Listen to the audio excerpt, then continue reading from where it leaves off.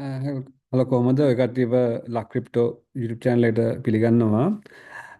ඉතින් අපි වීඩියෝයක් කරන්න හම්බුනේ ගොඩ කාලෙකින්. මගේ කලින් වීඩියෝ එකේ මම හිතන්නේ මම දැක්කා මේ මම chart එක මේ පෙන්වනවා කියලා හිතාගෙන මම මේ වෙන මේ chart එකේ පේන්නේ නැති විස්තරයක් මම දැක්කා. ඒක මේ මම පස්සේ තමයි අප්ලෝඩ් කරාට පස්සේ දැක්කේ. මම ඒක වෙනස් කරන්න ගියෙත් නැහැ. ඉතින් මම කියන දේ ඇහෙන නිසා මම හිතුවා මේ chart එක ඔයාලට පේනවා ඇති කියලා. මේ ඉතින් කියන්න ගියේ දැන් බිට්කොයින් එකේ කොමත් Q3 කියන්නේ මේ තුන්වෙනි කෝට එකේ අපි දැන් ඉන්නේ දෙවෙනි කෝට එකේ අන්තිම හරියනේ. ඒතකොට ජූලයි ඕගස්ට් සෙප්තැම්බර් කියන ওই මාස තුනේ පොඩි වීක්නස් එකක් අපි අඩු වෙයි කියලා බලාපොරොත්තු වෙනවා බිට්කොයින් එක අඩුම ගානේ බිට්කොයින් එක 88ට 98 88 75ට වගේ ඉන්න chance එකකුත් තියෙනවා මේ කලින් ලෝ එක රීටෙස්ට් කරන්න කිට්ටුට එන්න හැකියාවක් තියෙනවා. ඉතින් දැන් මේ තියෙන යුදමය තත්ත්වය අනුව ඊශ්‍රායලයේ මේ ඉරානයේ අතර තියෙන යුදමය තත්ත්වයකට ඇමරිකාවත් දැන් එකතු වෙලා තියෙන බවක් තමයි පේන්නේ. එතකොට ඒකට සපෝට් කරනවා මේ හේතුව නිසා මේ ෂෙයා මාකට් ඒ කියන්නේ නැස්ඩැක් එක S&P 500 වගේ ෂෙයා මාකට් ඩ්‍රොප් වෙන්න හැකියාව තියෙනවා. ඉතින් එහෙම වුණොත් එහෙම බිට්කොයින් අනිවාර්යයෙන්ම 100,000 වලින් පහළට ලක්ෂයෙන් පහළට වැටෙන්න පුළුවන්. ඒ වැටුනොත් හොඳයි. එතකොට අපිට එතනින් එහාට ලොකු පම්පයක් බලාපොරොත්තු වෙන්න පුළුවන්. මොකද සාමාන්‍යයෙන් මේ Q3 වලදී කියන්නේ ඊළඟ කාර්තුවේදී මේ බිට්කොයින් මේ යුද්ධ නිසා ප්‍රශ්නයක් ඇති වෙලා ෂෙයා මාකට් වැටුනොත් එහෙම අනිවාර්යයෙන්ම ෆෙඩරල් රිසර්ව් එක මනි ප්‍රින්ටිං එක මනි ප්‍රින්ට් QE පටන් ගන්නවා. මනි ප්‍රින්ට් කරන්න පටන් ගන්නවා. ඒකට ඉතින් මොකක් හරි කියයි මාකට් එක බේර ගන්න හරි මොකක් හරි එහෙම කියලා. ඉතින් මනි ප්‍රින්ටිං කියලා කියන්නේ මේ ෆ්‍රී මනි.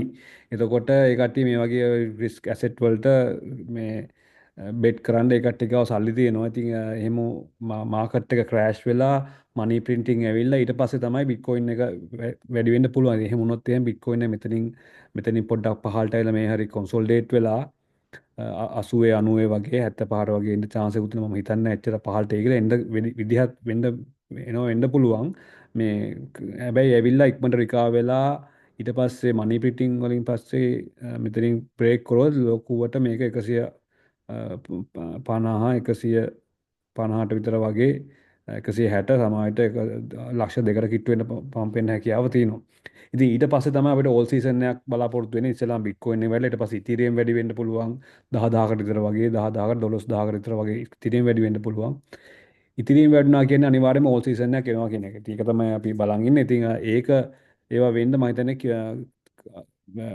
ජූලි අගෝස්තු සැප්තැම්බර් ඔක්තෝබර් නොවැම්බර් ඔය නොවැම්බර් වගේ කාලේ නොවැම්බර් දෙසැම්බර් වගේ කාලේ තමයි ඕල් සීසන් එකක් එනවා කියලා අපිට බලාපොරොත්තු වෙන්න පුළුවන්. බිට්කොයින් එක ඉස්සෙල්ලා වැඩි වෙන්න ඕනේ. ඊට පස්සේ බිට්කොයින් එක බිට්කොයින් ඩොමිනන්ස් එක අඩු වෙද්දි තමයි අපිට ඕල් සීසන් එකක් බලා ගන්න පුළුවන් වෙන්නේ.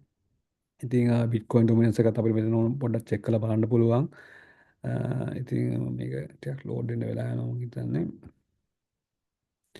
ඉතින් මේ තියෙන බිට්කොයින් ඩොමිනන්ස් එක ඉතින් මේ අපි දැන් මේක බැලුවම පේනවා දැන් මේ තියෙන්නේ මේ ඇවිල්ලා මේ තමයි ඕල් සීසන්. මේ කියන්නේ බිට්කොයින් එක මේ ඇවිල්ලා ඕල්ස් වලට හොඳ කාලයක් නෙමෙයි.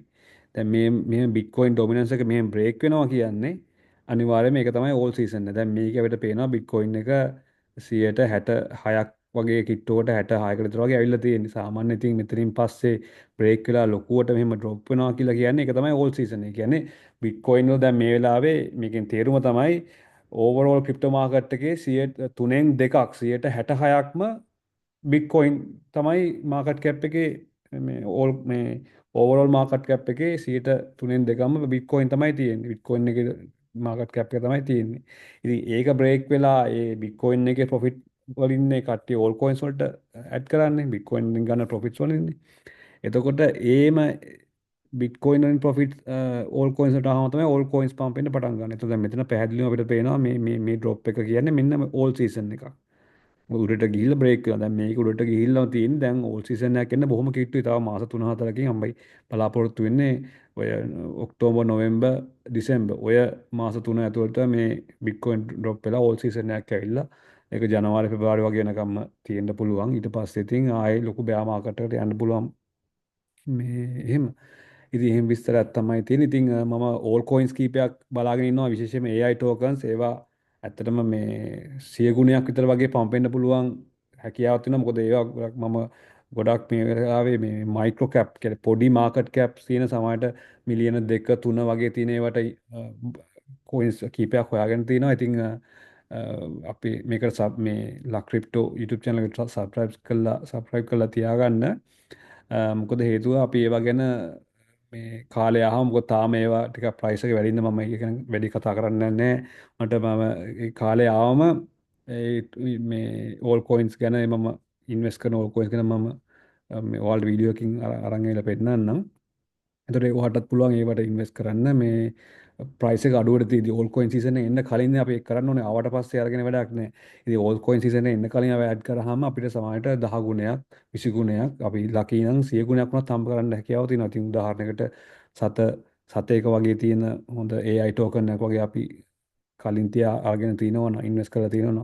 ඒක සත 10 ඩොලර් එක සත 10ක් ඩොලර් එකක් වෙනවා කියලා කියන්නේ 100 ගුණයක්. ඉතින් එහෙම අවස්ථා අපිට ඕන තරම් මේ ක්‍රිප්ටෝ මාකට් එක දැකලා තියෙනවා. ඒක අවුරුදු 4කට සැරයක් තමයි වෙන්නේ. මේ වගේ එකක් වෙන්නේ. මේ වගේ ඕල් සීසන් එකක් කියන්නේ අවුරුදු 4කට සැරයක්. මෙන්න මේක ඕල් සීසන් එක. මේක ඕල් සීසන් එක. දැන් ආයෙත් ඕල් සීසන් එකක් එන්න කිට්ටු කියලා අපිට පේනවා මේ බිට්කොයින් ඩොමිනන්ස් chart එක බලුවම.